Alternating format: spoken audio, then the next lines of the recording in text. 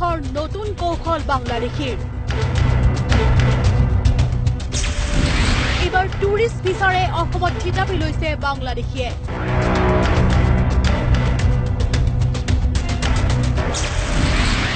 tourist ভিসাৰে অসমলৈ আহি মুক্ত মনে ব্যৱসায় চলাইছে বাংলাদেশীয়ে এই ভয়ংকৰ তথ্য ফাদিল কৰিলে পাথাৰকান্দিৰ বিজেপিৰ বিধায়ক কৃষ্ণেন্দু পালে বিধায়কগৰাকীৰ সৈতে হোৱা আছুতীয়া সাক্ষাৎকাৰত আমাৰ সাংবাদিক মন্টু কুমাৰ শইকীয়াক জনালে এই কথা মেইন এন্ট্ৰিটো হল আখাউৰা বৰ্ডাৰ আৰু শিলিগুৰি ৱেষ্ট বেংগল কলকাতা আৰু ডাউকি বাকিবিলাক আপুনি দেখিব তেওঁলোকে এই দুই তিনিটা ৰুট তেওঁলোকে বাছি লৈছে 100 এবাব 150 এনেকুৱা মানুহ সোমাইছে মানে তেওঁলোকে মানে বিজনেছ ভিসাওক বা টুৰিষ্ট ভিসাওক লৈ সোমাই তাতে ভেৰাইটিজ কোম্পানীত কাম কৰি আছে টুৰিষ্ট ভিসাৰে অসমত সোমায়ে অধিক মূল্য দি ঘৰ ভাড়া কৰে বাংলাদেশীয়ে তাৰ পিছতেই বিভিন্ন কোম্পানীত কাম কৰা আৰম্ভ কৰি দিয়ে পাছপোৰ্ট ভিসাৰ ভয়ংকৰ অপব্যৱহাৰ পৰা বহুত কেইজন মানুহ আহে ইয়াত আহি মানে এই ঘৰ ভাড়া কৰি থাকে তেওঁলোকৰ কি ক্ৰাইটেৰিয়া আছে কাৰণ আমাৰ জানামতে ইয়াত মানে এই তেওঁলোকে এনেকুৱা থাকিব নোৱাৰে কাৰণ তেওঁলোকে ৱাৰ্ক পাৰমিট লাগিব দেশৰ কথা কৈ তেওঁলোক আহি ইয়াত ঘৰ ভাড়া কৰি থাকে এনেকুৱা কাজত লিপ্ত থাকে এইবিলাক কাম যাতে আৰু নহয় আৰু যাতে এনেকুৱা কোনো মানে এটা দৃষ্টান্তমূলক শাস্তিৰ ব্যৱস্থা কৰে আমাৰ চৰকাৰে বাংলাদেশী কোম্পানীৰ কৰ্মচাৰী ৰূপে অসমলৈ আহে লাভ জেহাদৰ সৈন্য বাংলাদেশত ধৰা পৰা অসমৰ এইগৰাকী যুৱতী মৌচুমী দাসেই তাৰ জ্বলন্ত উদাহৰণ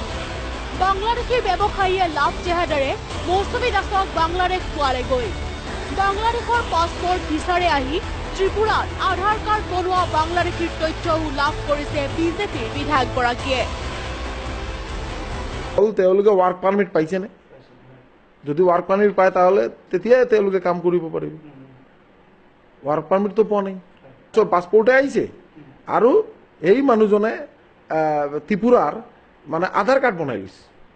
কিমান ডাঙৰ কথা তো আজি এই যে আমাৰ এনআৰসি চলি আছে অসমত আমি এটোৰ কাৰণে আমাৰ ডিসি কৰিমতে তেওঁকো কৈছিলো যাতে এই এনআৰসিত যাতে ত্ৰিপুৰাৰ পেপাৰছ বিলাক ভালকে চায় মন কৰক এই তালিকাখন ভিসা ম্যাদ বৃদ্ধি কৰি 2015 চনৰ পৰা অসমত ব্যৱসায় চলাই আছে এজন বাংলাদেশীয়ে গুৱাহাটী নগাঁও বৰাক ধুবুৰী আদিত এনেধৰণে বহু বাংলাদেশী আবিৰ্ভাৱ হৈছে বিধায়কজনৰ আন এক বিস্ফোৰণ বাংলাদেশীয়ে জালিয়াতিৰে ভাৰতীয় পাছপোৰ্ট বনাইছে বহুত কেইজন আছে এটো ওলাই যাব মানে সুতাৰকান্দি বৰ্ডাৰ হোক আখাউৰা বৰ্ডাৰ হোক আৰু শিলিগুৰি আৰু এইবিলাক বৰ্ডাৰৰ পৰা কোন কোন মানুহ সোমাইছে আৰু কোন কোন কাম কৰি আছে এইবিলাক ওলাই যাব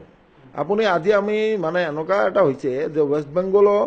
এনেকুৱা এজন শুনিছো যে এটা ব্যক্তি আহি তাতে ইণ্ডিয়ান পাছপোৰ্ট বনাই লৈছে এনেকুৱা কথা আছে এইবিলাক ইনভেষ্টিগেশ্যনলৈ গোটেই ওলাই আহিব যে গুৱাহাটী আৰু নগাঁও এইটো আমাৰ গোটেই তথ্য আমাৰ মানে এতিয়া অলৰেডি দিয়ে আমাৰ কৰিমগঞ্জৰ এছপি মহোদয়ে পাইছে এই সকলোবোৰ তথ্য ৰাজ্য চৰকাৰক অৱগত কৰিছে বিধায়কগৰাকীয়ে ইয়াৰ উপৰিও বিদেশ মন্ত্ৰী সুষমা স্বৰাজকো এই বিষয়ত অৱগত কৰিবলৈ দিল্লীলৈ যাব বিধায়কগৰাকী জালিয়াতি কৰি অসমত প্ৰৱেশ কৰি বহু বাংলাদেশী এতিয়া ব্যৱসায় চলাইছে তেনে এজন বাংলাদেশী আছে গুৱাহাটীৰ 6 মাইলত 6 মাইলৰ পৰা অসমৰ বিভিন্ন প্ৰান্তৰ বজাৰখন তেওঁ নিয়ন্ত্ৰণ কৰিছে পৰৱৰ্তী সময়ত ফাদিল কৰিম আমি এই সকলো তথ্য ভিডিঅ' জাৰ্নেলিষ্ট ৰাতুল ৰিয়ান আৰু হিতেশ কলিতাৰ সৈতে মই মন্টু কুমাৰ শইকীয়া আসাম টক্স গুৱাহাটী